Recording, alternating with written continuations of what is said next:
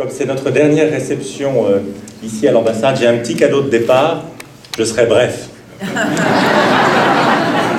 Je sais, vous ne me croyez pas.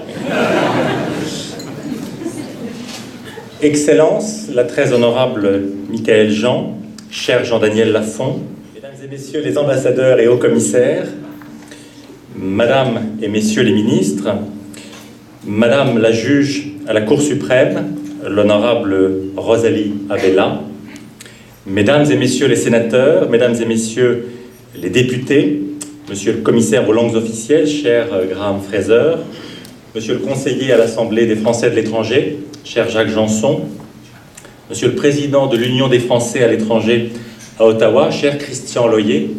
Christian, ça devait être aujourd'hui votre cérémonie de remise de décoration de l'Ordre national du mérite. Alors vous êtes deux fois, si j'ose dire, la bienvenue ici, car nous n'avions pas d'autre choix que de faire cette réception de départ aujourd'hui. C'est un grand plaisir pour Sophie, que vous connaissez tous, et pour moi de vous accueillir ce soir.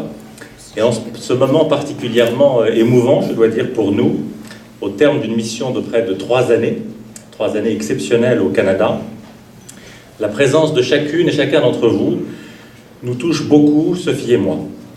Je voudrais donc vous remercier tous chaleureusement de partager ce moment avec nous, avec une reconnaissance particulière envers la très honorable Michaël Jean, dont le constant, dont le très précieux soutien a tant compté pour nous, et envers aussi les autres personnalités que j'ai citées. Madame la ministre, je vous remercie du fond du cœur pour vos paroles trop élogieuses. Elles m'ont d'autant plus touché, comme elles ont touché Sophie, que j'admire profondément, très profondément, vous le savez, votre engagement exemplaire en faveur de la francophonie ici et ailleurs, dans l'Ontario et au-delà. Et à travers vous, chère Madame la Ministre, je voudrais rendre hommage ce soir à tous les acteurs de la grande francophonie canadienne qui sont parmi nous. Ceux du Québec, bien sûr, qui sont représentés ce soir et qui sont très engagés et actifs ici aussi à Ottawa, mais aussi ceux de l'Acadie et plus largement ceux de toute la francophonie, la grande francophonie canadienne, dans sa grande diversité.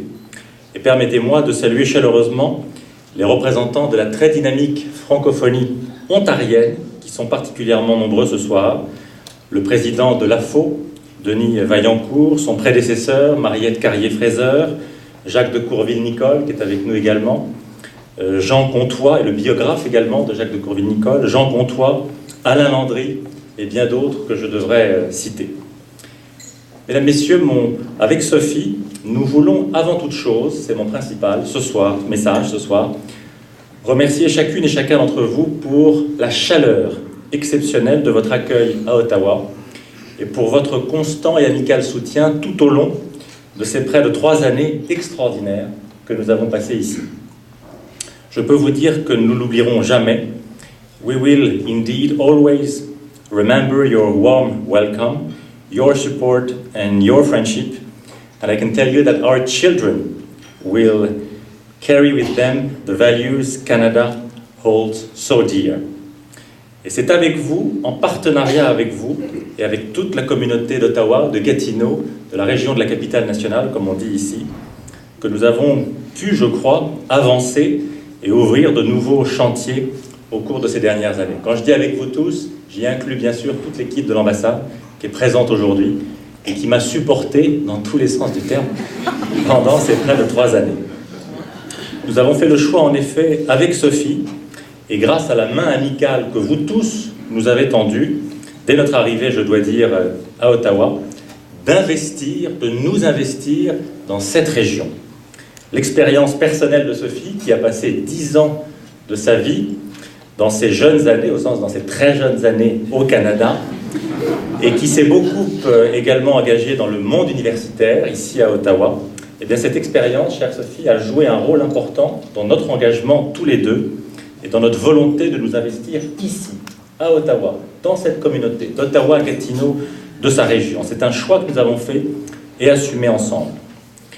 Pour n'en prendre que quelques exemples, vous les avez cités, Madame la Ministre, en partie, Le groupe des ambassadeurs francophones, d'ailleurs très bien représenté ici, y compris par son Excellence Mouldi Sakri, l'ambassadeur de Tunisie, que je suis heureux de saluer, qui est un peu le père de ce groupe des ambassadeurs francophones. C'est un bon exemple de cet investissement ici, à Ottawa, qui, je l'espère, mon cher Mouldi, sera durable et qui, en tout cas, fonctionne bien. De même, la mise en place de cette table de concertation francophone avec les représentants de nombreuses associations francophones d'Ottawa, Gatineau, marque, je crois, également un vrai progrès. Et je voudrais remercier ce soir tout particulièrement notre ami Jean-Luc Malherbe, qui est à l'origine de cette initiative et dont l'épouse Marielle Smith est présente avec nous par la pensée. Dans un registre un peu différent, la création des conférences débats de l'ambassade, à laquelle Sophie a été à l'origine, participe de cette double volonté d'ouvrir le plus largement possible les portes de l'ambassade, c'est un choix également assumé, de l'ouvrir au monde extérieur, mais aussi de mettre, j'allais dire, Ottawa sur la carte et d'y faire venir les meilleurs experts, les plus grands penseurs, non seulement de France, mais du monde entier. Et je le dis avec la modestie qui nous caractérise, les deux vont parfois ensemble. Et je crois, on n'est pas sérieux le jour de son départ, c'est connu, mais je crois que la manière également, nous avons ensemble essayé de concevoir des 14 juillet très ouverts avec les enfants, correspond à une démarche d'ouverture qui, j'espère, s'inscrira dans la durée.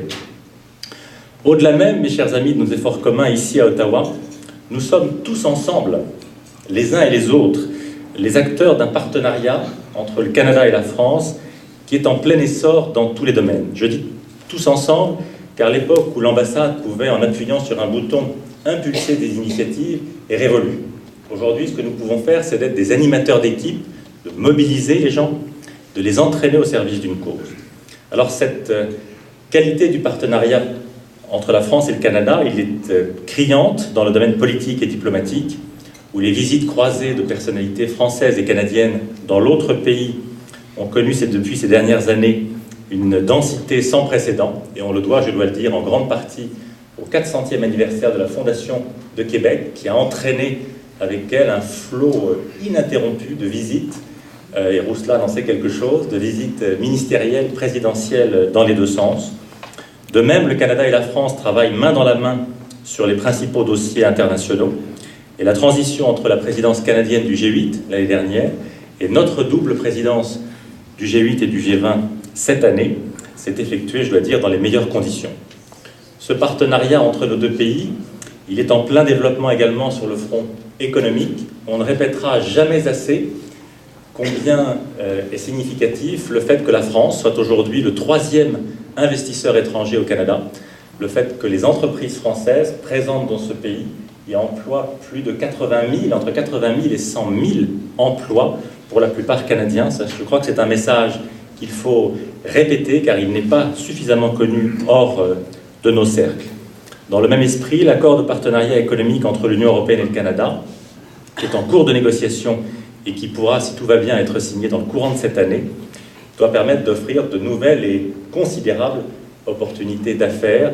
Peter Van Loan, le ministre du Commerce international, m'a dit qu'il essaierait de venir ce soir, alors d'office. Je le remercie de ses efforts en ce sens. Enfin, au-delà même de la coopération culturelle qui reste comme le joyau de notre relation, je voudrais souligner le fait que la coopération scientifique, la coopération universitaire est aujourd'hui, entre nos deux pays, est aujourd'hui l'un des pôles les plus dynamiques, sinon le plus dynamique, entre nos deux pays.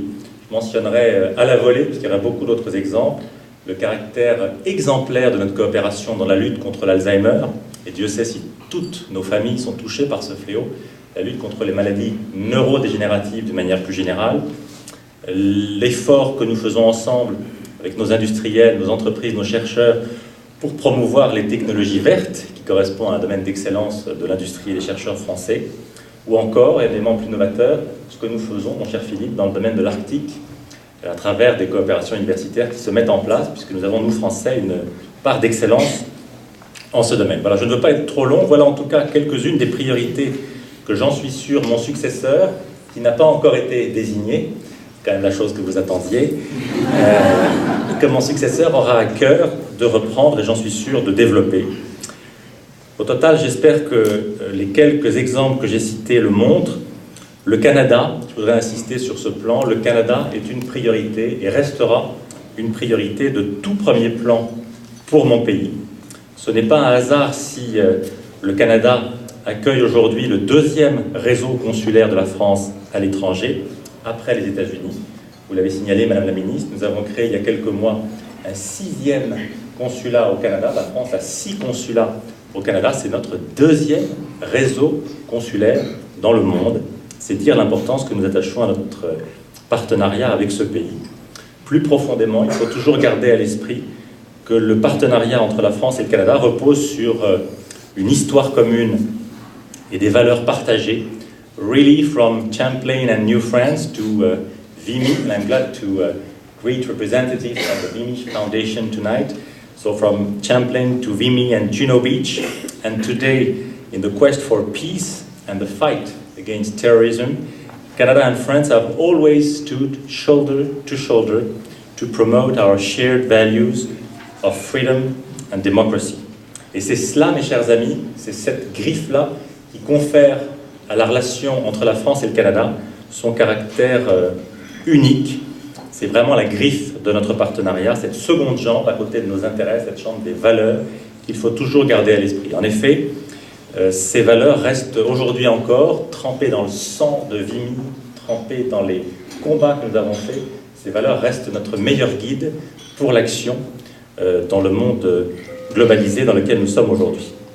Chers amis, ce fut un immense honneur, je le dis avec une réelle émotion, c'est pour ça que j'ai parfois une pointe d'humour, parce que je suis très ému ce soir. Ce fut un immense honneur pour Sophie, pour moi, de servir, pour les enfants, de servir au Canada, comme c'est un privilège tout particulier de servir dorénavant aux États-Unis. Le passage de l'un à l'autre montre d'ailleurs l'importance que revêt le Canada. Je suis sûr que nous resterons en contact et que nous nous reverrons.